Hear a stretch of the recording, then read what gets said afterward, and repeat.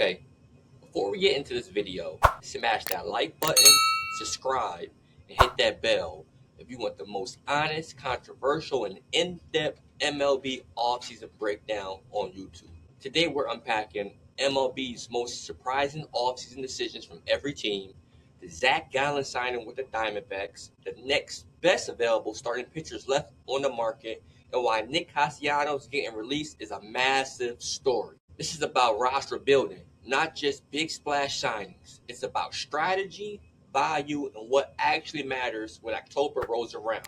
Let's go. ESPN just dropped a list of the most surprising offseason decisions for all 30 teams.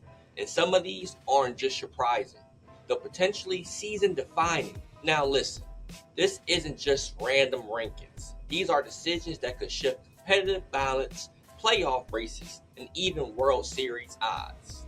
Some highlights are teams that went quiet, teams that paid for splash signings, and teams that bet on depth instead of stars. What's interesting is that the most successful offseason isn't always about the biggest name you sign. It's about value, balance, and depth. And we're going to explore that entire philosophy in this video. This offseason finally saw Zac Gallen sign with the Arizona Diamondbacks. Now, wow, this move deserves a mic drop moment because Gallen is one of the most underrated elite arms in baseball. He just bolsters the D-backs rotation significantly. This signals Arizona thinks big in 2026. A lot of analysts treated this like a mid-tier move, but let's break down what it actually does. It stabilizes Arizona's front line. It makes the D-backs a real NL contender and sends a message to the NL West. We're not rebuilding, we're competing. Gallen's numbers speak for themselves. Elite strikeout rate, great ground ball rates, and strong command. This isn't just a good signing, it's a transformation move. Now that Gallen's off the board, Sports Illustrated laid out the next best available starting pitchers still out there. And this list should make you stop and think about how teams value pitching. Here's where things get interesting. Some of these arms could be game changers. Teams that wait might look foolish later. Some of these pitchers fit perfectly with playoff contenders. Teams that still need pitching depth are going to be in a scramble this spring. And some of those teams might regret not acting early because baseball history shows pitching wins in October. If teams undervalue pitching or wait too long, they usually end up on the outside of the playoff picture. And remember, most teams aren't going to sign another Zac Gallen type. So who's left? This is the part of the offseason where strategy beats panic. And now, here's what I think might be the most overlooked offseason twist. Nick Castellanos, yes, the Nick Castellanos has been released by the Phillies. Let that sink in. Castellanos isn't washed. He hasn't lost power. He's still a capable middle-of-the-order guy, especially on a team with the right lineup. Some franchises will get a steal here. Hopefully the Mets. I'm just saying.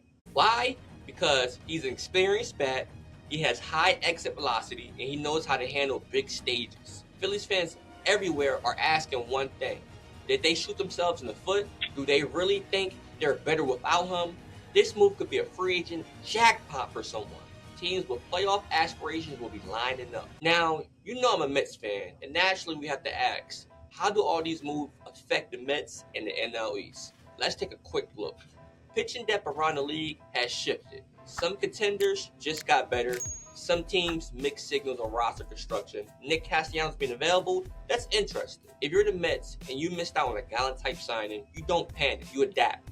Mets already built depth with arms like Freddie Parada, Luis Robert Jr., and others. But suddenly, would a pitcher like the one still available improve the Mets right now? Does adding a guy like Castellanos make the lineup scarier? Does having veteran bats around Soto increase October expectations? These are the debates Mets fans are going to be talking about all spring.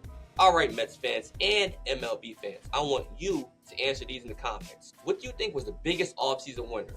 Was it the Diamondbacks with Gallen, the Phillies with Castellanos, or lack thereof? Is it someone else we didn't even talk about? Right now, drop your take below and tell me why. And if you want more Mets-focused MLB analysis, hot takes, off-season breakdowns, and season preview content, smash that like button, subscribe, and hit the bell so you never miss a video. This is MVP Baseball, where smart fans talk real baseball. See you next time.